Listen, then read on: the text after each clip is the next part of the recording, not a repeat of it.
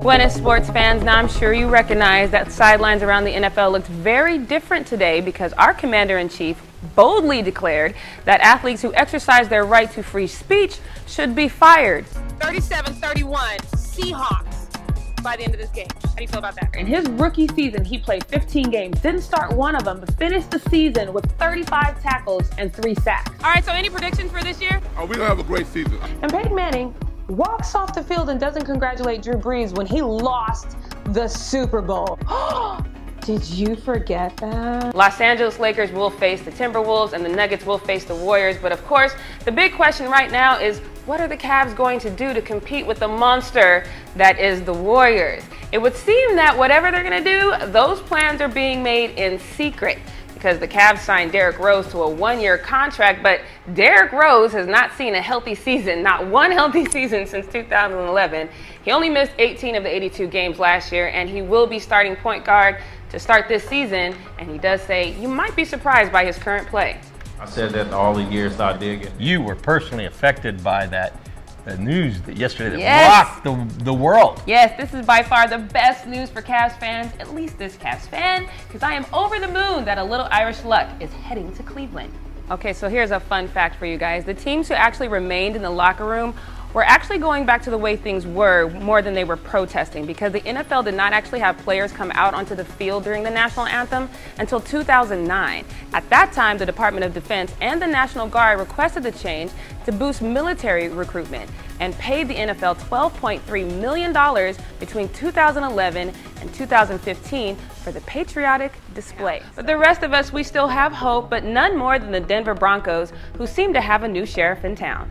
He's definitely looking good, Bob. He looked good that He game. did. He did look good. He finished the night 17-28, 219 yards, 2 touchdowns, 1 interception. He's well on his way to the Peyton Manning status, but in his prime, Peyton Manning really avoided the sacks, and he had 4 sacks in 1 game, so I'm not ready to give him that title yet. I wouldn't, not Peyton Manning, no, not yet. That's my favorite quarterback in the whole wide world, but I will say, Trevor, I take back everything bad I said about you. You are well on your way.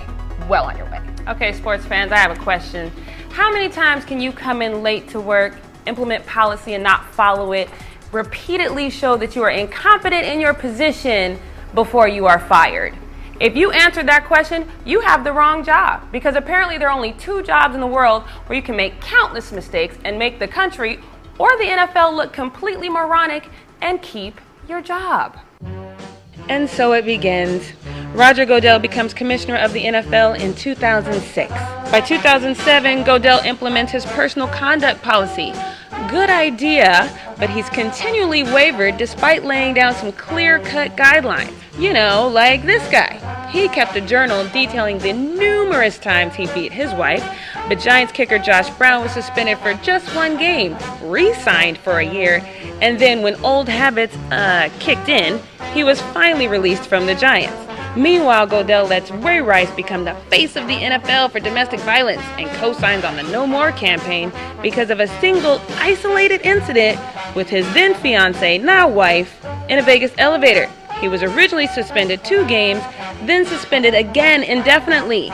Neither punishment a policy Goodell created. Where is the consistency?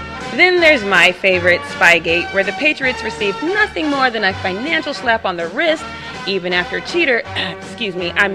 Belichick dismissed the scandal as nothing more than misrepresenting a league rule. This one makes sense. Why would Goodell offer any real penalty when the Patriots owner Robert Kraft kinda got him his job? Fast forward to Deflategate that literally went to the Supreme Court because Goodell just could not let it go. Now here we are today, where Ezekiel Elliott has been suspended for 6 games, but not the first game. Wait, what?